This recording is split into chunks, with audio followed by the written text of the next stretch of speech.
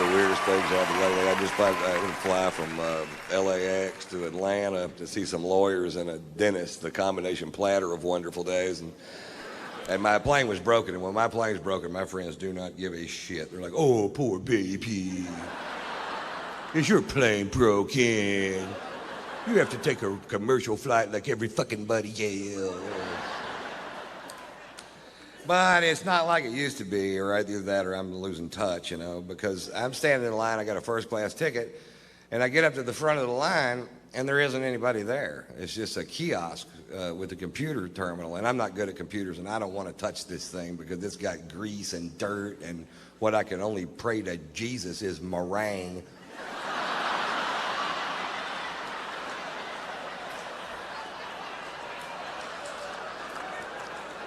But it works pretty good, you know. I swipe my card through there, and up pops a diagram of the aircraft, and it shows all the seats on the plane. And it shows which ones are occupied so you can choose your own seat. And that is almost a great idea. What would make that a great idea is if there was a photograph of the person sitting in that chair.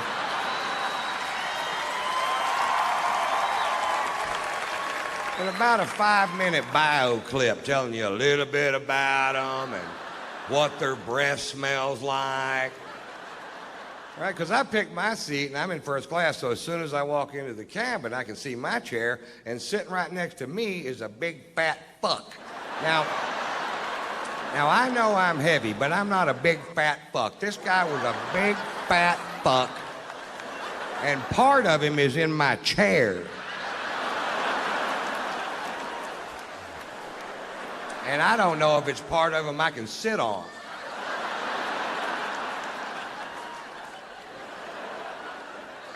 Hey, I've got a little tip for the morbidly obese, and I don't mean to sound cruel, but once you get to 550 pounds, stay home and go for the record. I'll sponsor you. Write tatersalad.com on your gut, and I'll send peaches over there. Peaches? Why wouldn't I send pizzas? I'll send peaches in a salad. But where would be the comedy, Mr. White? Oh, so you're all hung up about that, huh?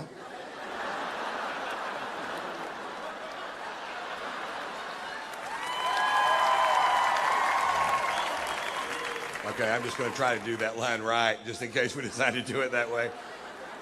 I'll send pizzas over there.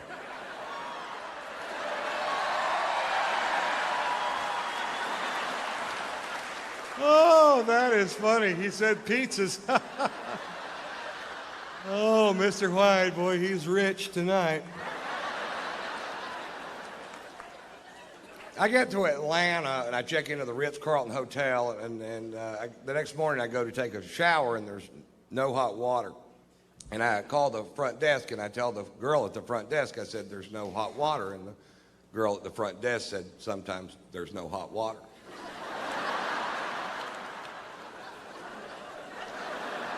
Didn't I just tell you that?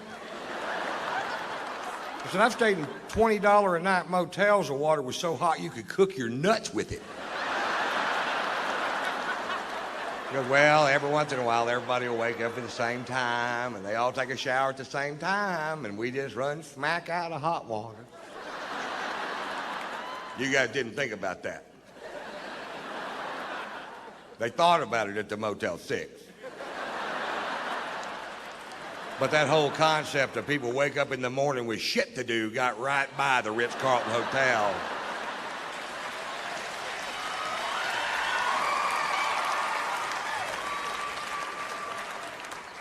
So I take a nice cold shower. And then I got to go meet with these lawyers. Now, I hate lawyers. I just can't stand them, and I hate them worse than you do, no matter how much. Have you ever seen video of that guy shooting his lawyer, and his lawyer's trying to hide behind that little tree, and he just keeps shooting? That's the funniest fucking thing I've ever seen in my goddamn life. I've got that on my video iPod, and if I just need a chuckle sometime during the day, I just hit the play button. Play, pow, pow, pow, pow, ha, ha, ha, ha, ha. Play, pow, pow, pow, ha, ha, ha, ha, ha, ha. Play, pow. I do that till I come.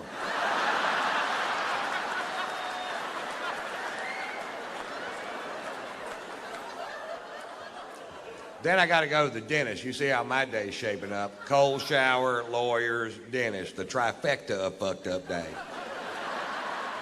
And I couldn't eat because of what I had to do there. So now it's 2:30 in the afternoon. Before I finish this story, will admit that I'm in a foul mood. My mouth is starting to hurt, and I haven't eaten all day. And I'm going to go eat lunch at this place called the Clubhouse. It's at Atlantic Square Mall in Buckhead. And I used to eat there all the time. I live in both cities. And I pull up. Now, all this out here used to be just regular parking. But now the whole thing is valet parking. So you can't just park your car and go get some food. You have to wait for this little prick in a little red truck to wake up. But he isn't going to wake up because he's got on headphones and mirrored sunglasses, and he's looking the other direction, watching these two girls walk down Peachtree Boulevard. And I can tell by the whole scenario that they're not going to be out of his line of sight for 20 minutes. There's nothing going to get in the way. So I'm like, fuck, do your job. And I decided, well, I'll just park the car myself. And the only space I saw was right next to his truck. And I'm going to park the car myself. And then once he sees I'm going to park the car myself, he jumps out of his truck and he gets militant. And he jumps in front of my Range Rover. And he puts his hands on the hood. And he goes, nobody parks their own car in this parking lot. I park the cars in this parking lot.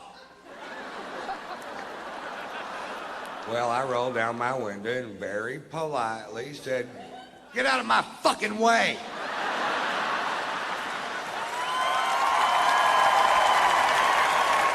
He goes, nobody talks to me like that. You can't park your car in this parking lot. And I said, fuck you. He goes, I'm calling the police. What's your first and last name? I said, it's fuck you. It's F-U-C-K, capital Y-O-U. Fuck you. That's my name. He gets on his radio and calls the Dalai Lama of all parking lot attendants, who comes squealing up in his little red truck. Apparently they give them to him. He hops out of the truck like he's going to do something. He immediately recognizes me, and you see this big, oh shit, wash over his face. He literally shoves this kid out of the way and starts apologizing. He said, Mr. White, I am sorry. I said, listen, this kid's not doing his job. He's an insolent little piece of shit, and he needs to have his ass reamed. He goes, Mr. White, he's going to have his ass reamed by me and my boss's boss. And I was like, well, I had no idea the chain of command went that deep in the parking lot.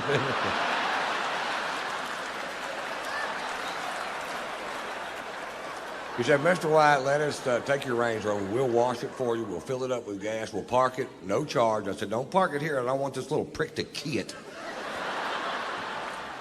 He said, we'll park it on the other side. And I said, fine. So I go have a nice lunch and take more pain pills. Getting a little better mood. Just had my gums scraped, you know. So I walk outside and my Range Rover is shining like a new penny, and I hop in and I fire it up and it's full of gas, and I could have left.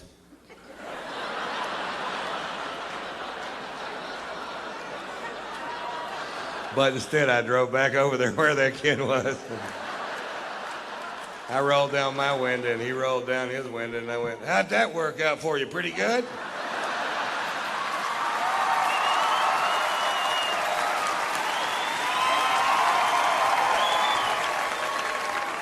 And here's the moral to that story. Don't fuck with me when I hadn't been drinking.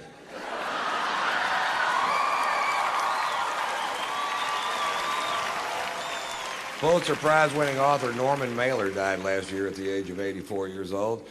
For the last 60 years of this man's life, he drank to excess every day. He was married 6 times. He smoked pot. He stabbed his second wife. And I've never read one of his books, but I got to tell you, I'm a huge fan.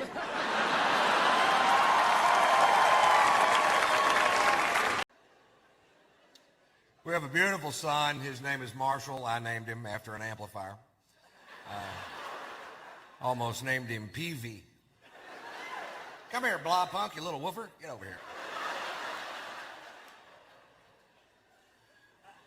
My son's 5 years old. My son thinks 5 years old is a very cool age to be because that's the coolest age he's gotten to. His favorite thing about being 5 years old is he's old enough to wear a seatbelt. That's his biggest visible step towards manhood so far in his eyes, you know. He's strapped in the truck just like his daddy, and he thinks that's great. I think it's great, too, because I drive a four-wheel drive truck, and I learned this about four-wheel drive trucks. It doesn't really matter how big the motor is or how big the tires are. Your macho days are over when you strap a car seat in the front of that bad boy. You just can't show it off to your buddies, you know what I mean? You can't make yourself go, what, that? That's got the Vortec V8 running 285 horsepower. Yeah! That's a man-at-the-walk power winch. That'll pull 28 tons right out of the ditch. Yeah! That's a play school car seat with the Big Bird steering wheel attachment right there on it. That's Bird on the blinker, Ernie on the windshield wiper. That's Big Bird in the middle. You can honk that fat bastard if you want to. Hell, in 2 weeks, I'll have the Cookie Monster flip mirror. Back-ordered it on me. I don't know how to drive the truck anymore. I bought this big two-story custom van to tour in, and it's kind of neat. It's got the James Bond couch in the back where you push a button, and the couch in the back automatically turns into a bed. And I'm like, well, that's cool. I finally got something over those Mercedes-Benz driving in-laws of mine. You know what I mean? When I first bought the van, I was real proud of it, and I took it straight over to my brother-in-law's house to show it off because he's such a prick. He takes one look at my new van and goes, I can't believe you didn't buy a Mercedes-Benz.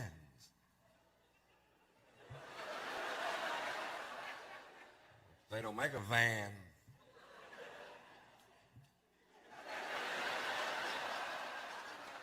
They hate it when you do that. He goes, Ron, I don't think you fully understand the intricacies of Mercedes-Benz engineering. Why, I've got the 3-inch windshield wiper that keeps my headlight clean in a rainstorm. I got a place to fuck your sister.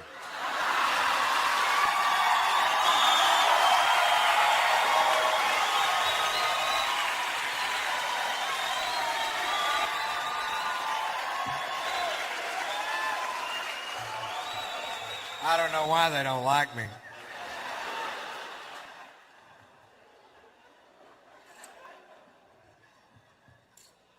Bet you wish you had one of these.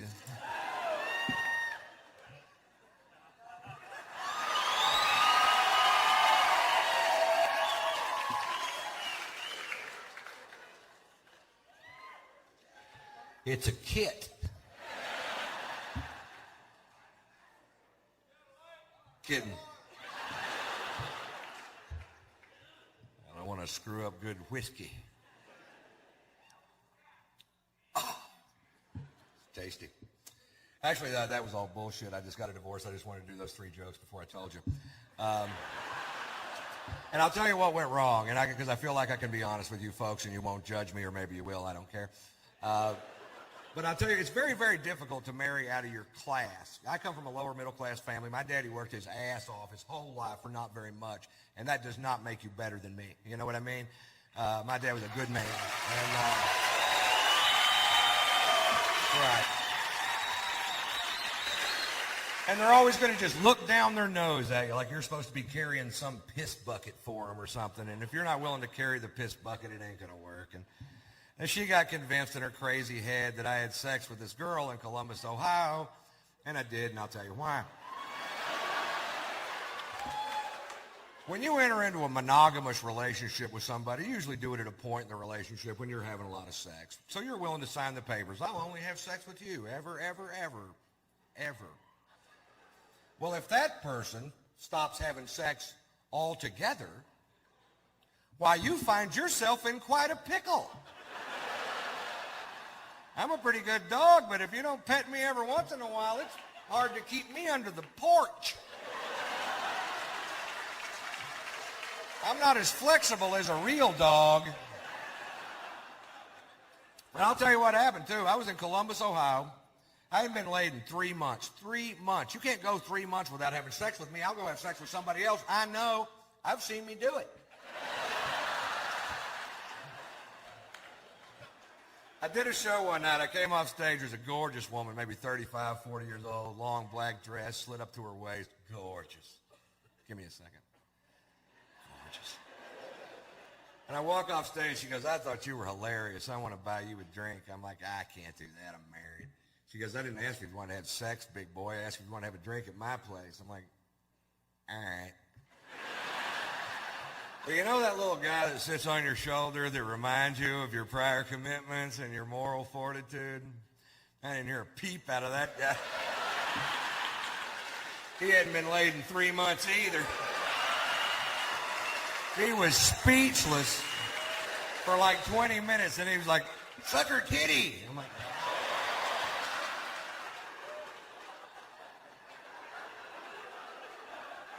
I was gonna. I'm having a three-way with my conscience. As soon as the whole thing's over, he's back at his post. That was wrong, mister. I'm like, hey, 20 minutes ago, you were beating off on my shoulder, monkey boy. I hate him. He smokes pot. He burned a hole in my other jacket.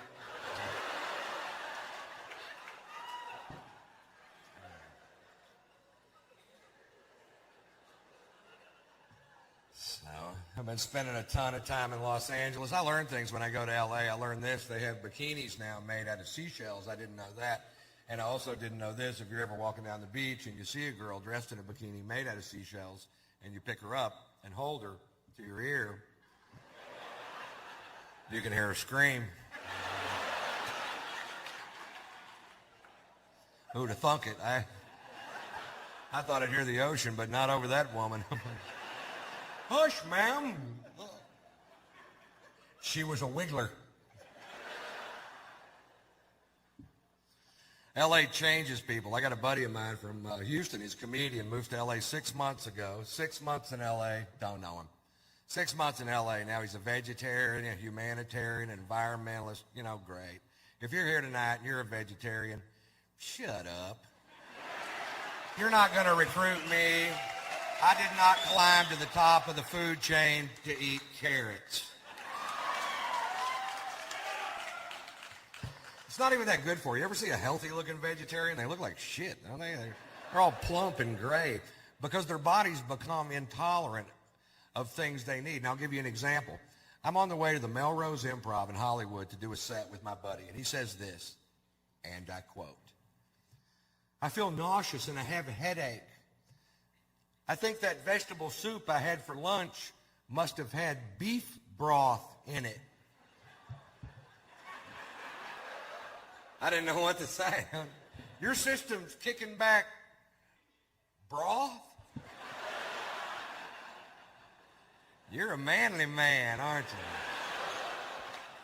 Why are you a vegetarian? I asked him, and it wasn't even because meat was bad for you. He said that raising cattle was bad for the planet with cow flatulence in the ozone and the clearing of land for the raising of cattle. What are you doing to help the environment? I'm eating the cows.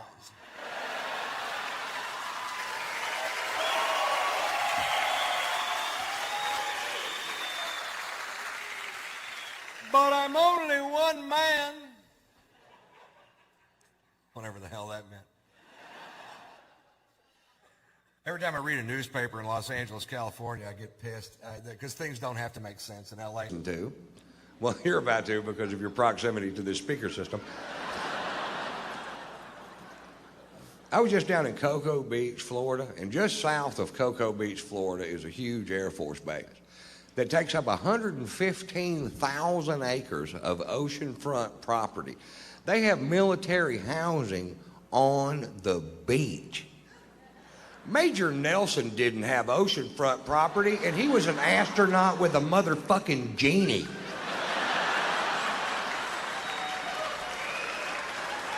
If you got to have oceanfront, join the Navy. That's all I'm saying. And back that base up 15 miles and let us sell this asset to help pay for this war effort. We can sell it to Israel. They've got a lot of cash. They need a place to stay. That shit ain't working out for them over there. And it's the only part of Florida they don't already own. And we take the money we make from selling the rest of Florida to Israel. We buy Mexico, fix it up, and flip it.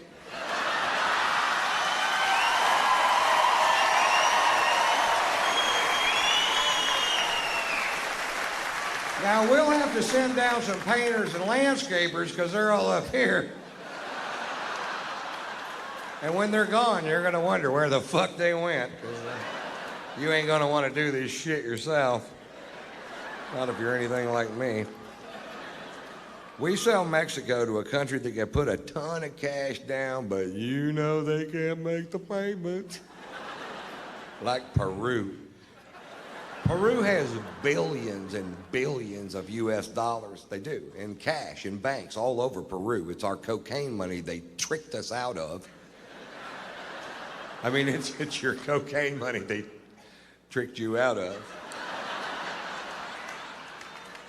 We get all that money back, billions of dollars, billions. And then we finance the balance of Mexico to Peru, right? We let them get behind on the payments. We repossess Mexico. Now we have Mexico free and clear. New paint, new shrubs.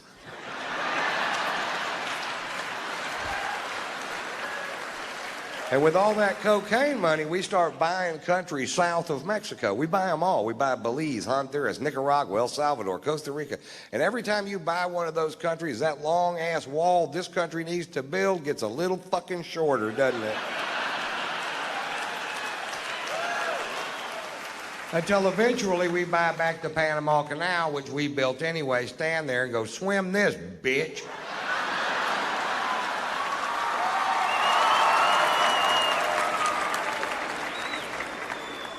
So I tour, that's what I do. I go from city to city to city to city. I've done it for 22 years. I've enjoyed every second of it. I love to do this job. I tour with my wife, which I love to tour with my wife because I only have sex with my wife. I like to have sex. I don't have sex with other women. I've been married 3 times, and that has not always been my policy.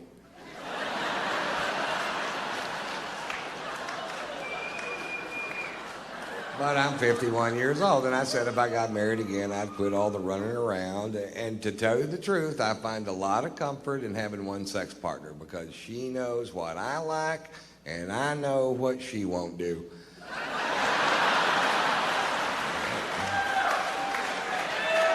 It turns out there's a list of shit she won't do. And the first thing on the list is talk about the list.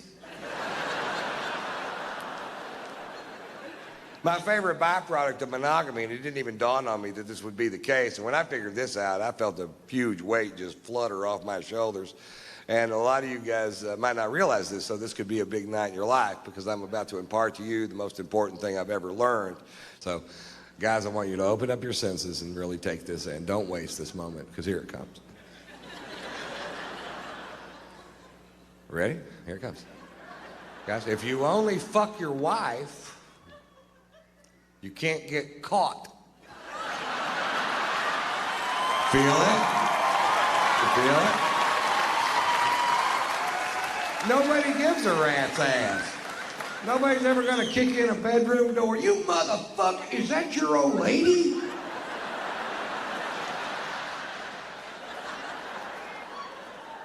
I may be exaggerating that stroke just a little bit.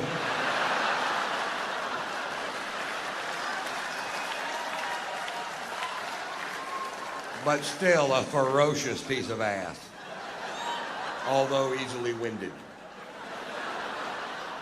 If you don't mind stopping and starting, I might be the best fuck on the planet.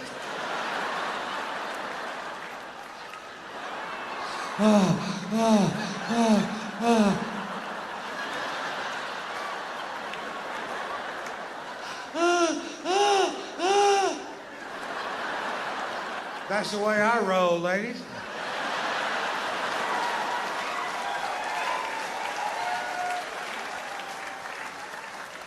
But my favorite place to have sex is on my tour bus because if I don't quite have the wind to get her there, I can just holler at that driver, pump the brakes!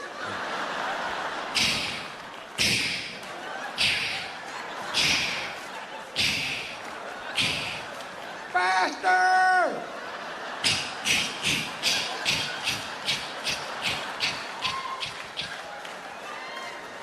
Thanks, Pat. Boy, that Pat can fuck, can he?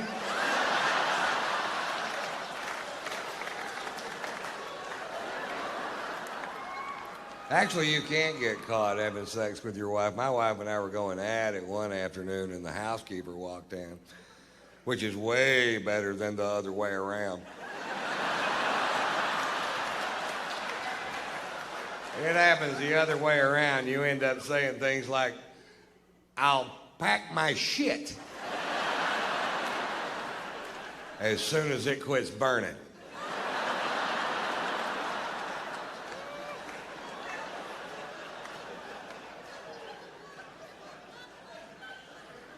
We have a great sex life, I think, you know. It's not like our friend. We have these friends that are younger than us, and they have tantric sex, which is a yoga thing where you can have sex for hours and hours, and yeah, we don't do that. We did invent a sexual position that I named the lazy dog. And I'll teach you how to do the lazy dog. What you do is you get in bed there and you get in the doggy style position, and then both of you at the same time, and that's the important part, fall over. Now you're doing the lazy dog. I can stay in that position all night long or until she coughs.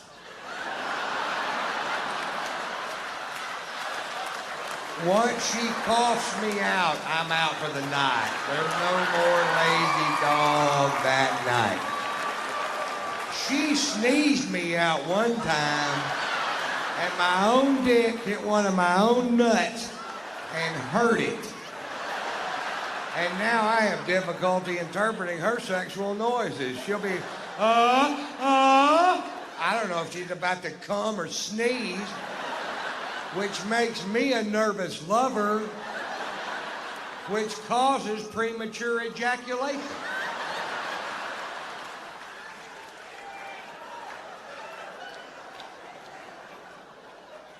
Not a lot of people know that.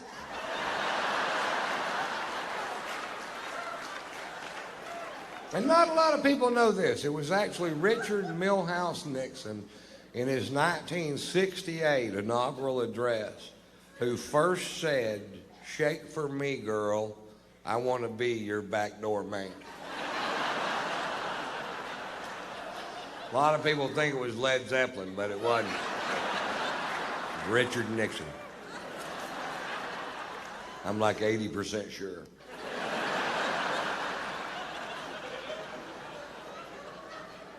I'm like 70% sure. 50. You know what? It was Led Zeppelin.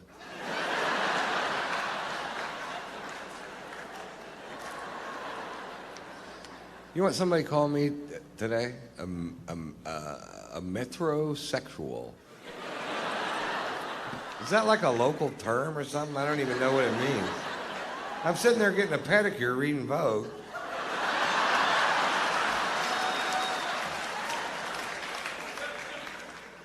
My wife got me a certificate to get a pedicure because she thinks my feet are nasty.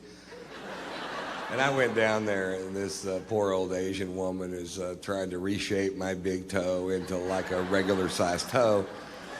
And she's got this carrot peeler kind of a tool that she's using to scrape away years of neglected dead skin off these dogs. And she has a genuinely disgusted look on her face. And she looks at me and she goes, "Pedicure not only for you." Now, why I thought that would be funny, I can't remember.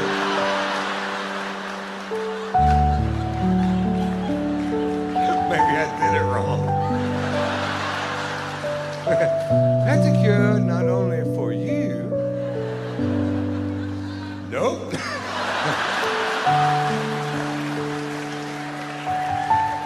A pedicure not only for you need punchline. Make a mental note. Joke not finished.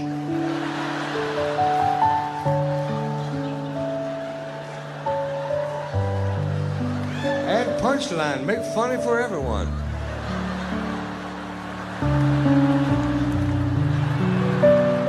Mama's the one that got me drinking scotch. Mama loves to drink. She loves her scotch, man. Mama loves all things scotch. She likes Highland scotch, Lowland scotch, single malt scotch, blended scotch. She likes the fucking tape.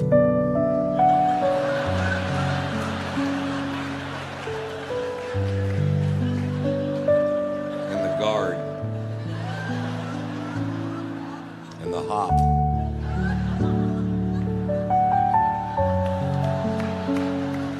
And the butter.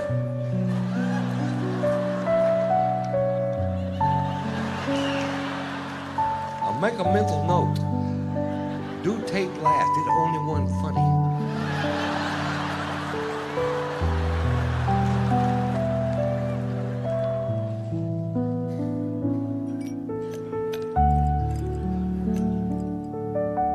I'll tell you a story. It's funny.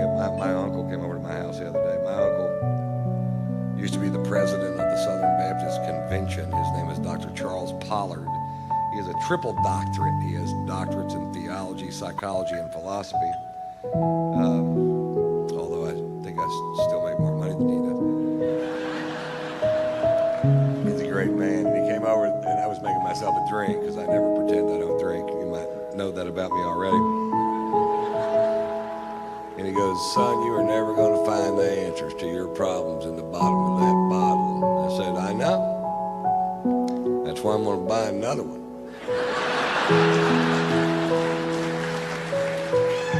I knew that son of a bitch was a dud the minute I laid eyes on her. Look at that no-answer piece of shit. Take me to the liquor store. I've got some questions.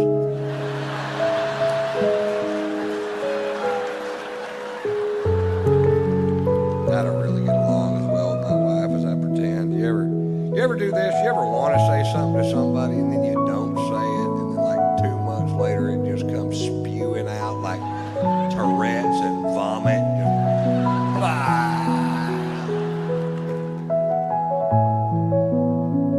First time I met my wife's sister was at her mother's 75th birthday. They live up in Connecticut, and we took the plane up, and they're very wealthy. There's a big party of 150 people at this huge house, and we're at a table, a round table, about 15 people down front. And her sister is a published chef, and she owns a restaurant in Connecticut, and she owns a cooking school in France, and she's married to a guy from France, and she's a snob, but they're all snobs, so I figured, fuck, she'll be a snob probably. She's a big old snob too, big old rounded, big old gal, big old taste everything that comes out of the kitchen kind of a snob, kind of a big old rounded, big old gal, big and whoopah, almost a stay home and go for the record kind of a snob.